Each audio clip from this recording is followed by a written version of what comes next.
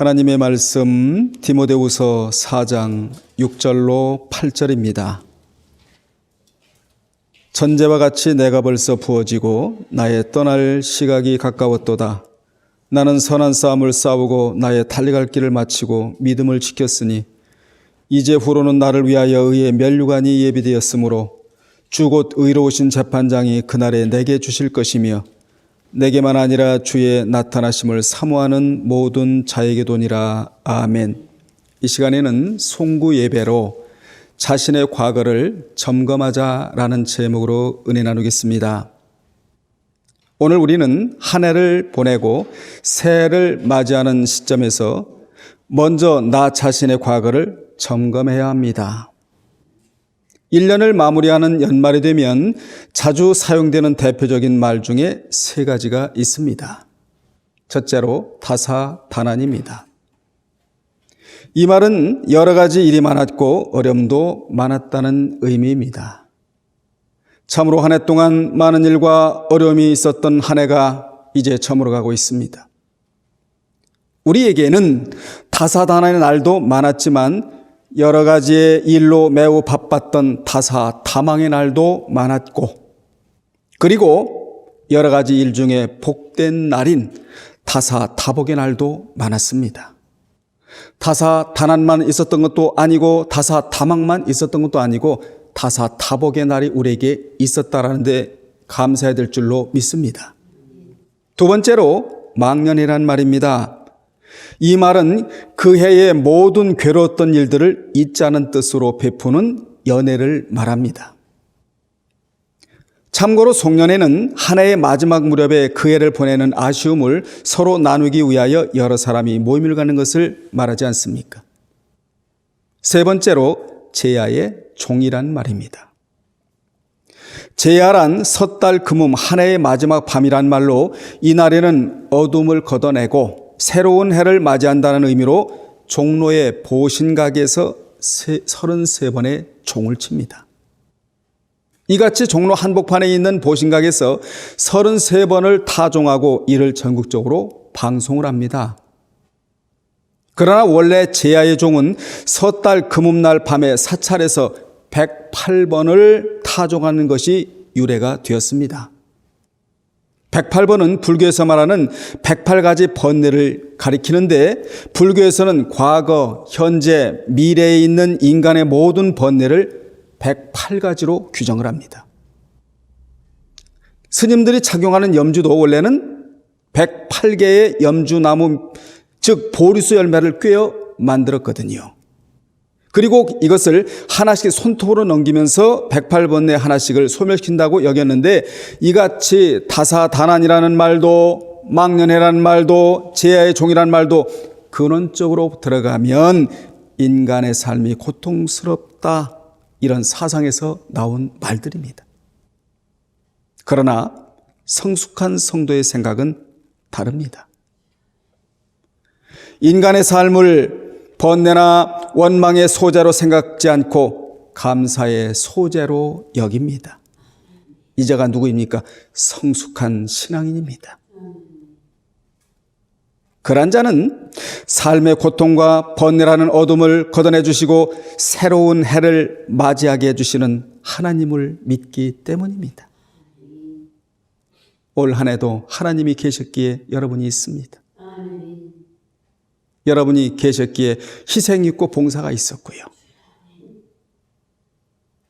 이제 우리는 한 해를 마무리하는 시점에 와 있습니다. 오늘 우리는 과거에도 하나님의 은총이 있었고 돌아오는 한 해에도 하나님의 은총은 끊이지 않을 줄로 믿습니다. 한 해에도 말씀과 기도와 찬양과 예배와 감사가 또한 기쁨이 끊일 날이 없기를 간절히 이 시간 기도해 봅니다. 오늘 말씀은 세모에 들어야 할 영적인 점검에 관한 말씀으로 우리가 한 해가 가기 전에 이 한 해 동안 자신의 삶을 본문의 말씀을 기준으로 하여 되돌아봐야 합니다. 사도 바울은 죽음을 10여 년 앞두고 로마 감옥에 갇혀 있었는데 그때 나이가 60대 중반을 넘은 노 사도였습니다. 그런데 그가 지금 자신을 돌아보고 자기 자신을 평가하고 있는 것이 본문이에요. 그는 자신의 이 같은 평가 기준을 갖고 우리에게도 점검해 보라고 교훈을 남겨주고 있는 것입니다. 그렇다면 우리가 점검해야 할 것은 무엇입니까? 첫째, 나는 한 해 동안 선한 싸움을 싸웠는가를 점검해야 합니다. 오늘은 회개만 하고 앉는 날이 아니에요. 점검하는 날이에요. 점검해야 그 다음에 오는 실수를 줄일 수 있지 않겠습니까? 사도 바울은 먼저 자신이 선한 싸움을 싸웠다고 말합니다. 사도 바울은 유난히 선한 싸움을 많이 싸운 자입니다. 그는 일반인들이 싸우는 육적인 싸움을 한 것이 아니라 지극히 영적인 싸움을 많이 한 겁니다. 하나님 의지하고 말씀 의지하고 기도하고 이러면서 영적 싸움을 많이 한 자가 바울이에요. 그때마다 지지를 않았습니다. 우리 모두가 영적인 싸움에서는 패하면 안 돼요. 지면 안 된다 그 말입니다. 무조건 이겨야 됩니다. 왜 그렇습니까? 여러분에게 하나님이 계시잖아요. 말씀이 있잖아요. 기도라는 무기가 있지 않습니까? 성령의 인도하심이 있기 때문에 우리는 무조건 이겨야 돼요. 지면 안 돼요.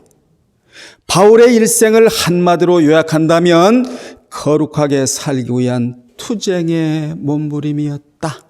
이렇게 써머리할 수가 있습니다. 그 투쟁의 대상은 비진리이며 악한 사탄의 세력이었습니다. 그것을 이기려고 아침도 점심도 저녁도 몸부림을 쳤어요. 이 몸부림을 이름하여 거룩한 투쟁이라고 한다 그 말입니다. 사랑하는 여러분들, 거룩한 투쟁 없이 어떻게 여러분 하나님을 섬기고 하나님 앞에 가까이 가며 어떻게 희생하고 봉사하고 여기까지 올 수가 있겠습니까? 거룩한 몸부림. 이 몸부림이 2020년도에는 우리는 더 쳐져야 됩니다. 그도 주님을 알기 전에는 어떤 사람이었느냐면 한때는 비진리에 속한 자였거든요. 비진리에 속한 때에는 나는 포행자이고 나는 악행자였고 예수 믿는 자를 잡아 죽이는데 선봉장 역할을 했다고 고백을 했습니다. 그런데 주님을 알고 난 후부터는 그분을 위해 전생애를 바친 자가 되었는데 이는 자신의 생명보다 주님이 더 귀한 분임을 알았기 때문입니다. 바울은 주님을 생각하는 것은 물론이거니와 그분을 확대해드리지 못해 한이 된 사람이 바울이에요. 내가 고생하는 거, 내가 사역하는 거, 내가 감옥에 갇힌 거 나는 상관하지 않겠다. 그런 가운데서 있다 할지라도 주님만 확대해드린다면 화인글래스, 주님이 크게 나로 인하여 확대만 된다면 나는 기뻐하고 또 기뻐하리라. 아침에 일어나도 주님을 확대해드리려고 확대경을 가지고 영적 확대경을 가지고 주님을 확대시켜 드리는데 온갖 노력을 기울인 자가 바울이었다 그 말입니다. 그는 자신이 살아가는 전생의 가치는 주님을 확대시켜 드리는 것이라고 할 정도로 그분께 미쳐 살았어요. 우리도 주님에게 미쳐야 됩니다. 말씀에 미쳐야 됩니다. 이건 광기는 신앙이 절대로 아니에요. 미쳤다라는 단어에서 영어에 매니아가 나오거든요. 한 가지에 몰두하고 있다는 거 아니에요? 주님에게 미치면 얼마나 잘 미친 겁니까? 진리에 미친다면 얼마나 잘 미치는 겁니까? 미쳐야 돼요. 전 세계에 성공한 모든 사람들은 그 분야에 미친 사람이거든요. 미쳐야 성공을 하는 거예요. 아멘. 이것도 아니고 저것도 아니고 회색 분자가 되면 안 되잖아요. 얼치기가 되면 안 된다는 그 말이에요. 확실히 주님이라는 능력의 손을 잡으려면 확실히 잡고 아버지 한 해 동안 주의 능력의 손을 꼭 붙잡고 나는 살아가겠나이다. 이런 기도가 우리의 기도가 되어야 될 줄로 믿습니다. 그도 한때는 또 어둠의 사단 편이었는데 그런데 다메섹 도상에서 부활하신 주님을 뜨겁게 만나고 난 후 그리스도의 용사로 변했습니다. 그리고 그 후 그의 일생은 그리스도의 용사로, 믿음의 거장으로, 믿음의 거부로, 믿음의 깃발로 주님의 발과 손이 되어 부지런히 선한 싸움을 싸우는 것으로 일생을 채운 사도였다 그 말입니다. 우리 모두도 일생을 무엇으로 채울 것인가? 여러분의 가슴에 말씀으로 채우시기를 주님의 이름으로 축복합니다. 그는 영적인 무장을 든든히 하여 영적 싸움을 승리로 이끌었고 사탄의 세력을 무찌른 경험이 수없이 많았습니다. 성경 곳곳에 묻어나잖아요. 그러한 경험을 바탕으로 그가 직접 준 교훈의 말씀이 바로 에베소서 6장 11절로 17절에 나오는 전신갑주예요. 이것은 이론이 아니에요. 직접 자기가 영적 싸움의 승리로 이끈 것에 대한 경험이에요. 사단의 세력을 무찌른 것에 대한 경험론이에요. 이론이 아니에요. 그래서 우리에게 어떤 교훈을 주고 있습니까? 전신갑주, 한마디로 말하면 말씀으로 무장하라예요. 이제 우리의 과거를 한번 돌아봅시다. 여러분은 영적 무장을 든든히 했는가? 믿음의 선한 싸움을 싸워서 승리하였는가? 영적 싸움의 승리를 위해서는 깨어 있어야 하는데 깨어 있지 못하고 잠자는 바람에 사탄에게 당한 그러한 부분은 없는가? 점검을 해야 돼요. 송구영신 예배 때이는 말이에요. 두 번째, 큰 두 번째입니다. 나는 한 해 동안 달려갈 길을 마쳤는가를 점검해야 합니다. 바울은 병사의 이미지로 자신의 삶을 회고한 후 이제는 경주자의 이미지로 자신의 삶을 회고하고 있습니다. 여기에서 달려갈 길에 해당하는 히라보 드로모는 경주 코스를 뜻하는 단어예요. 그러므로 그가 말하는 나의 달려갈 길을 마쳤다는 그의 선언은 마라톤 전체 코스 42.195km, 이 42.195km를 완주한 자의 환희의 외침이라 할 수 있는 것입니다. 포기하지 않았다는 것이지요. 기독교인에게 있어서는 포기란 있을 수가 없습니다. 오직 전진만이 있는 거예요. 실로 바울은 복음 전도의 마라톤을 완주한 자였습니다. 그는 쉼없이 복음 전파에 전력했고 이를 위해 달리고 또 달리고 달리고 또 달리고, 여러분도 달리고 또 달리고 달리고 또 달리고 그래야 돼. 그래서 한 해 동안 영적 일에 바빠야 됩니다. 늘 점검하면서 내가 요즘에 뭐 때문에 이렇게 바쁠까 늘 점검하면서 그 달리고 달리는 부분이 영적 일이라면 할렐루야 해야 돼요. 그는 회당에서도 전도했고 시장통에서도 복음을 전했을 뿐만 아니라 심지어 감옥에서도 복음을 전한 자가 바울이었습니다. 그는 말로서는 복음을 전했고 글로서는 신앙을 굳게 주었습니다. 또한 그는 육체의 가시로 고통을 당하면서도 사역을 잘 감당했으며 유대인들에게 40에 하나 감한매를 5번이나 맞으면서도 3차에 걸친 세계 전도로 많은 교회를 세웠습니다. 이제 우리의 과거를 또 돌아봅시다. 나의 신앙의 경주는 어떠했는가? 조그마한 좌절에 굴복하여 멈추어 서거나 후퇴하지는 않았는가? 어떠한 방해 세력으로 인해 영적인 면에 쉽게 포기하지는 않았는가? 우리도 자신의 과거의 신앙을 돌아보며 바울처럼 2019년도에 달려갈 길을 마쳤다는 감격에 찬 고백을 할 수 있었으면 좋겠습니다. 우리에게는 각자의 십자가가 있고 달려갈 길이 있습니다. 그러므로 십자가를 내려놓아서는 안 되고 십자가를 지고 신앙의 길을 걸어가야 합니다. 우리는 한 해 동안에 하나님의 부르신 상을 향해 달려가고 사명을 향해 달려가며 승리를 위해 달려가고 목표를 위해 달려가고 복음을 위해 달려가고 자랑을 위해 달려가야 될 줄로 믿습니다. 그러므로 주님 안에서는 멈춤은 없고 전부 달려갈 것들이에요. 막 달려가야 돼. 처음에 걸어 나오는 신앙에서 은혜 받고 달려가야 돼. 막 달려가다가 나중에 아버지 나의 영혼을 받으소서 드리는 신앙으로 끝나야 된다 그 말입니다. 나의 영혼을 받으소서 하고 떠날 때 말이에요. 따라합시다. 천국은 뒤에 있는 나라가 아니고 어디 있는 나라예요? 앞에 있는 나라이기 때문에 앞만 보고 달려가야 되는 거예요. 앞만 보고 달려가야 되는 거예요. 뒤를 돌아다볼 시간이 없어요. 좌도 보지도 마시고 우도 보지도 마시고 앞만 보고 달려가는 저와 여러분이 되어야 될 줄로 믿습니다. 세 번째, 나는 한 해 동안 믿음을 지켰는가를 점검해야 합니다. 바울은 지나온 생을 돌아보며 세 번째 자리에서 믿음을 지켰다고, 나는 믿음을 지켰다고 사기치는 거 아닙니다. 나는 믿음을 지켰다고 자신 있게 선언을 합니다. 이 선언이 여러분의 선언이 되기를 주의 이름으로 축원합니다.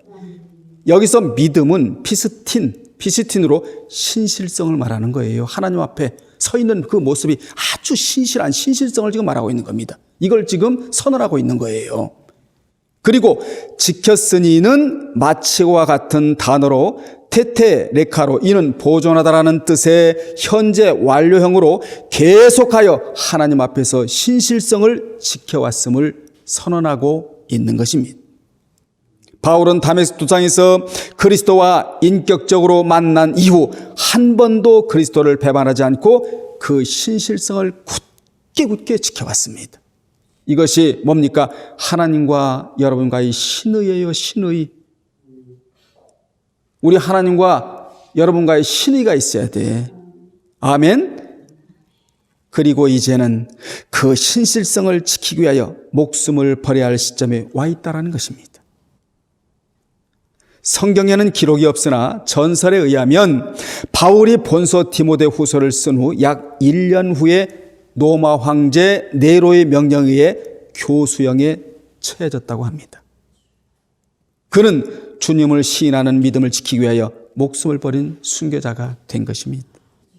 결론 내리겠습니다. 우리는 오늘 너무나 아름다운 바울의 고백을 들었습니다. 그 고백이 짧지만 너무나 장엄하고 확신에 찬 자신의 삶에 대한 회고이며 살아있는 신앙 고백이었습니다. 한 해가 저물어가는 이때 우리의 삶을 되돌아봅시다 그 말입니다. 그리고 바울의 삶과 한번 비교해보자 그 말이에요. 여러분은 자신에 대하여 스스로 어떤 평가를 내려야 합니까? 나는 한 해 동안 선한 싸움을 싸웠는가? 나는 한 해 동안 달려갈 길을 마쳤는가? 나는 한 해 동안 믿음을 지켰는가? 이 질문들에 대한 대답은 여러분의 몫입니다. 자비로운 하나님께서 우리에게 또 한 해를 허락해 주십니다. 우리가 또 한 해 동안 살면서 연말에 다가올 송구영신 예배 때에 이러한 질문에 대하여 좀 더 확신에 찬 고백을 할 수 있어야 합니다. 이렇게 점검받고 확신에 찬 고백을 하는 자들에게는 사도 바울과 같이 의의 면류관을 받게 된다는 사실을 기억하시기를 주님의 이름으로 축원합니다. 이어서 영신 예배를 올리겠습니다. 영신 예배에 은혜 받을 말씀은 신명기 33장 24절로 25절 2절입니다.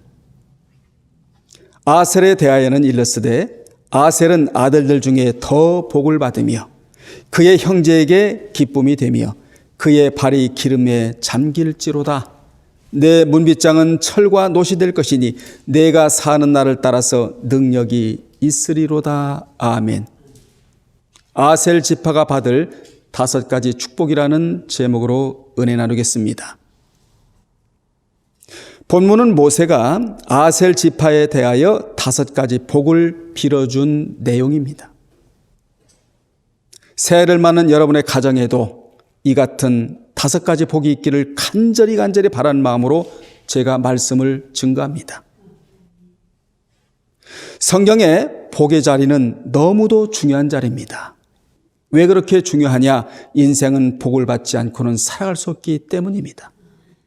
우리는 원래 복이 있는 사람이 아니었습니다. 하나님께로부터 복을 받아야 될 사람입니다. 은혜도 받아야 되고 평강도 받아야 되고 물질의 복도 하늘에서부터 내려와야 그 복을 가지고 우리가 살아갈 수 있게 되는 것입니다. 그래서 성경에서 복의 자리가 너무나 중요한 자리입니다. 우리는 영이 있기에 영적인 복을 얻어야 하고 육이 있기에 육적인 복을 받아야 합니다.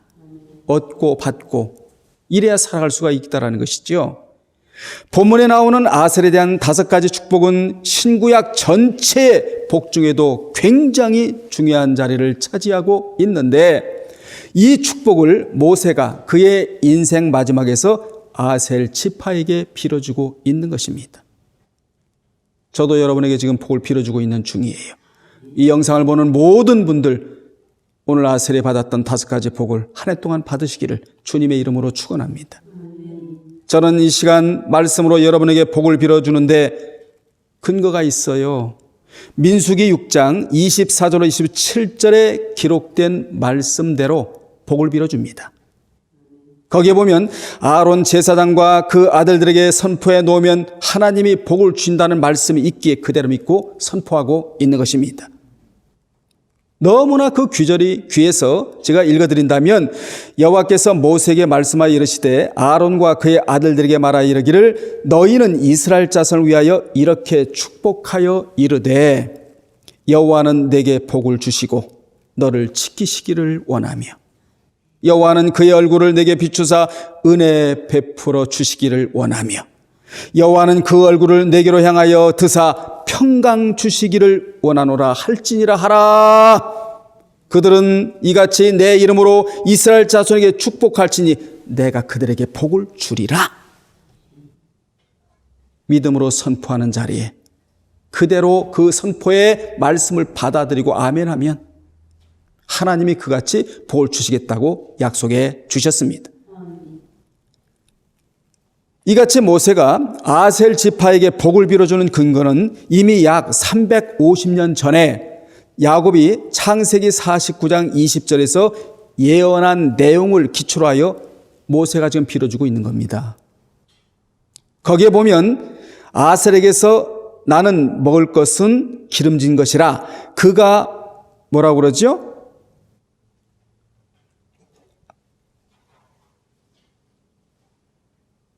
다섯 가지 아셀에게서 나는 먹을 것은 기름진 것이라고 복을 빌어준 거예요. 창세기 49장 20절에 이같이 아셀 지파가 받은 복은 5가지 복으로 이 복이야말로 꼭 우리가 새 받아야 할 축복인 것입니다. 오늘 말씀을 들으시면서 이 5가지 복이 한 해 동안 나의 가정에 있게 해달라고 기도하면서 들으시기를 바랍니다. 전하는 자는 간절함으로 또 받는 자는 믿음으로 위에서는 하나님의 역사로 이것을 삼합의 역사 그러거든요. 여러분의 가정에 이 삼합의 역사가 있어서 한 해 동안 요셉의 꿈의 내용처럼 누워있는 곡식단이 아니라 나눠주는 곡식단들이 되시기를 주님의 이름으로 축원합니다. 그러면 모세가 아셀 지파에게 어떤 복을 빌어주었느냐? 첫째, 아들들 중에 더 복을 받으라고 했습니다.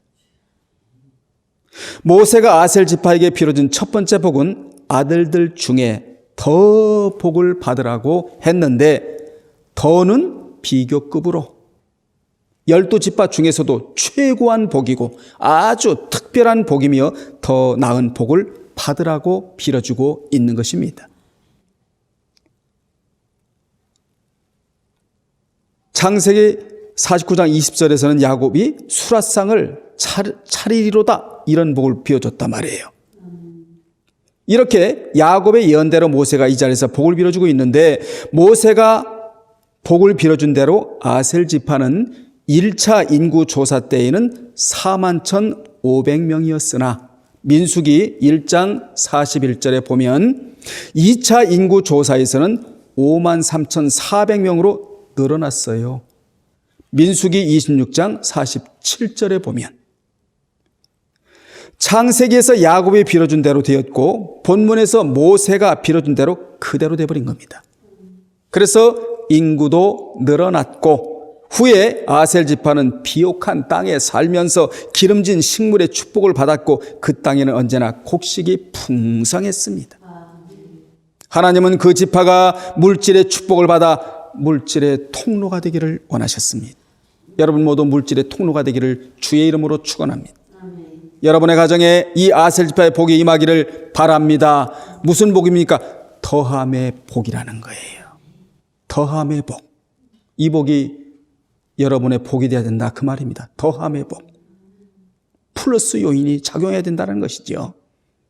두 번째, 그의 형제에게 기쁨이 되는 복을 받으라고 했습니다. 모세가 아셀 지파에게 빌어준 두 번째 복은 다른 사람에게 기쁨이 되는 복이에요. 이 복을 이름하여 영적인 복이라고 말합니다. 기쁨으로 나타나는 복이라는 것이죠. 내가 기뻐야 다른 사람에게 기쁨을 줄 수 있는 복을 받으라는 거예요. 그러므로 내면에 기쁨이 있는 자는 복받은 자입니다. 여러분에게 기쁨이 있습니까? 그 자는 복받은 자입니다. 영의 사람의 특징이 뭔 줄 아세요? 기쁨이 있다는 거예요. 아멘. 사실 한 해 동안 살면서 우울함과 슬픈 일이 얼마나 많았겠습니까? 그런데 그것만 있었던 거 아니에요. 기뻐할 일이 더 많았어요. 춤출 일도 있었고요. 아멘. 어떤 사람은 나타나기만 하면 가슴에 상처를 입히는 사람이 있고, 어떤 사람은 나타나기만 하면 분쟁을 일으키는 사람이 있고, 또 어떤 사람은 고통을 주는 사람이 있습니다. 하지만 우리는 기쁨을 주는 자가 되어야 한다. 오늘 지율이 전화 온 거 보세요. 얼마나 여러분 우리에게 기쁨을 줘요? 지금 이 시대는 남에게 기쁨을 주는 자가 성공하는 시대예요.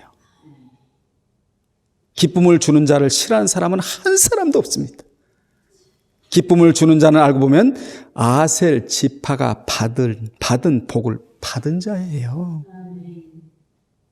우리는 많은 사람에게 기쁨을 주는 조이가 되어야 합니다. 한 해를 살면서 힘든 문제가 올 수 있습니다.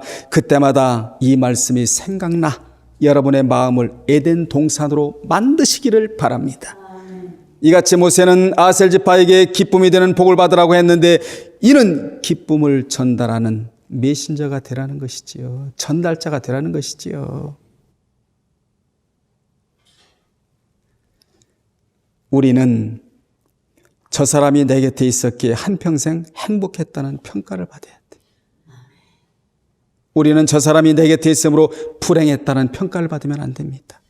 저 교인이 교회에 있으므로, 저 교인이 우리 예일교회에 있으므로, 우리 윤명옥 권사님이 우리 예일교회에 있으므로, 민정이가 예일교회에 있으므로, 우리 유광선님이 예일교회에 있으므로 나는 행복했다, 이런 평가를 받아야 합니다. 이 복을 빌어주고 있는 거예요, 지금요. 내가 있어서 처자가 행복하다면 너는 정말 복받은 자라고 말이에요. 여러분이 누군가에게 기쁨을 흘려보내는 자가 된다면 그 자는 복을 받은 자입니다. 이는 마치 헬몬산에 쌓인 눈이노가 가이사라 빌립보와 갈릴리를 통과시켜 시온을 적시는 것과 같습니다. 우리 모두 한 해 동안 기쁨을 흘려보내는 복된 자들이 됩시다. 세 번째, 그의 발이 기름에 잠겨지는 복을 받으라고 했습니다. 모세가 아셀 지파에게 빌어준 세 번째 복은 그의 발이 기름에 잠겨지는 복이에요. 복 중에 세상에 이런 복도 있어요. 이 복이 어떤 복이냐? 발이 강해지는 복입니다. 발이 강해지는 것을 의미하고 있는 거예요. 발이 움직여지는 곳곳마다 기적이 일어난다는 것이지요. 마음의 기쁨은 안으로 받는 축복이라면 발이 기름에 잠겨지는 것은 외부로부터 받는 환경적인 축복을 의미합니다. 사업장을 통하여 받는 복도 발의 복이에요. 물질의 복, 의식주에 따르는 복도 발의 복이에요. 발이 움직일 때마다 복이요, 손으로 만져지는 것마다 기적이요. 여러분은 한 해 동안 발의 복, 손의 복을 받으시기를 바랍니다. 나의 발걸음이 옮겨가는 곳곳마다 유익이 되고 복이 되고 축복이 되며 남을 살리고 건강의 발, 평안의 발, 이런 발이 되어야 된다는 것이죠. 네 번째, 내 문빗장은 철과 놋이 될 것이라는 복입니다. 모세가 아셀 지파에게 빌어준 네 번째 복은 내 문빗장은 철과 놋이 될 것이라는 복인데, 이는 하나님이 철저히 지켜주시는 복이에요. 물질만 말하면 뭐하겠어요? 하나님이 지켜주셔야지요. 하나님의 보호의 울타리가 쳐져야 되지요. 이 복을 받으라는 것입니다. 모세는 아셀 지파는 문빗장이 철과 노수로 되어 그들이 사는 날 동안 하나님의 보호가 있을 것을 축복해 주었습니다. 문빗장이 철과 노수로 된다는 것은 그 집이 견고하게 되어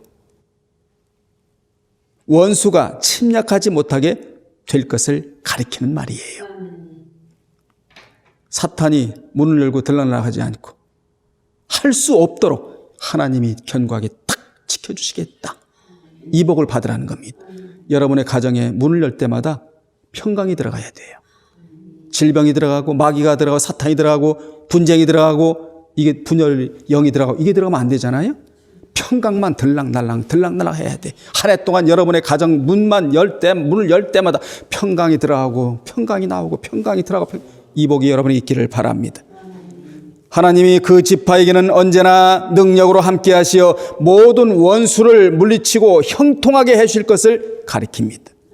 따라서 여러분의 집도 문빗장처럼 견고하고 거기에다 신앙까지 견고해지기를 바랍니다. 따라서 한 해 동안 이 보호복을 받으면 방해 세력도 마귀도 사탄도 침몰할 수가 없는데 이는 그 집을 하나님이 지켜주시기 때문이라는 것이지요. 사람은요, 버는 것도 중요하지만 그리고 가진 것도 중요하지만 지키는 것은 더 중요한 거예요. 아무리 벌어보세요. 아무리 가지고 있어 보세요. 하나님이 지켜주지 않으시면 소용이 없습니다. 성을 쌓는 것도 중요하지만 그 성을 지키는 건 더 중요한 거예요. 그래서 축성도 중요하지만 수성은 더 중요한 거예요. 여러분 은혜 받는 것도 중요하지요? 믿음 들어가는 것도 중요한 거예요. 그런데 그 믿음을 지키는 건 더 중요한 거예요. 은혜를 사용하는 건 더 중요한 것이고요. 그러므로 나의 집은 내가 스스로 지킬 수 없고 하나님이 지켜주셔야 진정한 복인 것입니다. 마지막 5번째입니다. 내가 사는 날을 따라서 능력 있는 복입니다. 모세가 아셀 지파에게 빌어준 5번째 복은 내가 사는 날을 따라서 능력이 있으리로다. 이 복이에요. 이는 내가 한평생 살아갈 때 능력이 있게 되는 복으로 이는 세상에서나 직장에서나 무슨 일을 하든지 사업을 하든지 어디서 무엇을 하든지 세상을 넉넉히 이기며 승리하면서 살아가게 되는 복을 말합니다. 하나님의 능력이 있어야 승리의 삶을 살 수 있다는 것이지요. 그래서 하나님은 성공한 자보다 승리한 자를 알아주십니다. 여러분 한 해 동안 여호와의 니시, 여호와 니시, 즉 승리의 깃발을 높이 들고 살아가시기를 바랍니다. 모든 일에 승리하면 성공으로 이어지고 또 승리하면 또 성공으로 이어지는 법입니다. 이처럼 아셀 지파처럼 우리는 이렇게 살아야 돼. 아멘. 결론 내리겠습니다. 여러분이 새해에는 비교되는 더함의 복과 그리고 기쁨의 복과 그리고 발이 잘 되는 복과 그리고 견고해지는 복과 마지막에 승리의 복을 받는 자들이 되시기를 주님의 이름으로 축원합니다. 여러분의 가정에 움이 돋고 순이 나고 꽃이 피어서 열매가 맺는 한 해가 되시기를 바랍니다. 우리 이 시간 이 5가지 복을 받기 위해서 잠시 기도합시다.